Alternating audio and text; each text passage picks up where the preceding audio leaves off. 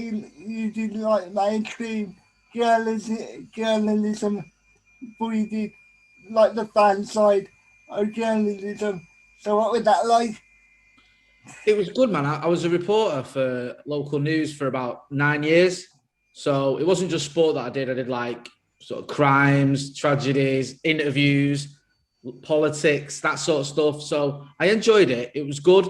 And, got to interview some very interesting people, like the Prime Minister when it was David Cameron, Jeremy Corbyn when he was leader of the opposition. I interviewed like some Wayne Rooney, Ryan Giggs, Roberto Mancini as well. Not that I cared too much about City players and City managers, but it was good. The only thing was it was a lot of work because you're constantly working. I was constantly out and about reporting, and sometimes it could be quite harrowing because you're covering a lot of tragedies, you're covering crimes, and it could be quite, it was difficult at times not to take that home with you. You get home after a day's work and you're still thinking about the stories that you covered. So whilst I enjoyed it, I thought when I got to a certain age and I had a few kids, it was time to do something different. So, so, so what made you want to get into it initially? Was it like just something that you wanted to do from school? Do you know what? I was a late bloomer to it. I left school and I went to college and I dropped out of college. And then I was working for about 10 years and I was working in a warehouse and I used to hate my job and everyone else hated it. And I thought, I've always wanted to be a journalist. I've always wanted to do something around journalism. So I went back to college, I did an access course, then I went to uni and did journalism. And then I graduated when I was 30 years old. So I was an old man by the time I graduated compared to some of the others. And then I did it till I was, I was about 40. About 38, 39. But yeah, it was something I'd always thought about, but I'd never done until I got into my mid-20s. And then I thought, if I don't do it now, probably won't ever do it. So that's when I went back to college. So really, you're the best example.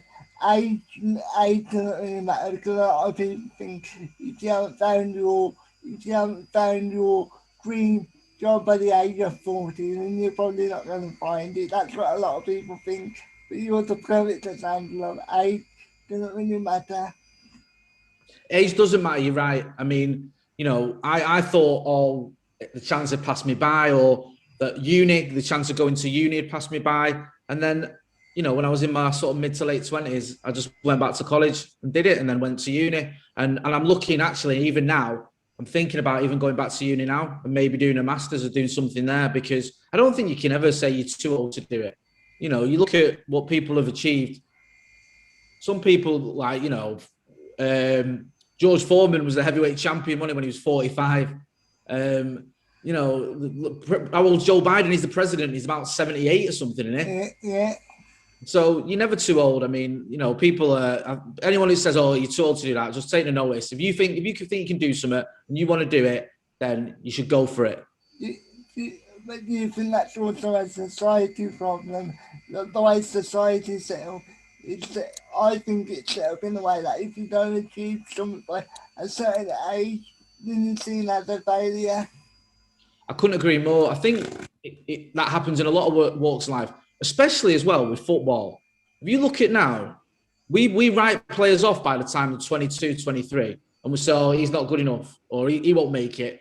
And you think, he's not even got going, he's not even started. And I think sometimes with society as well, in general, we can say to people, oh, they're not gonna make it, or especially if, like myself, when I was younger, I used to get into trouble quite a lot, and I sort of a bit of a reformed character. And I think people always deserve a bit of a chance. And I think we should, as a society, give people a chance as well, because sometimes we're too quick to dismiss people and saying, oh, that's it, their life is mapped out for them. And your life's never mapped out for you. Life's what you make it, without getting all philosophical.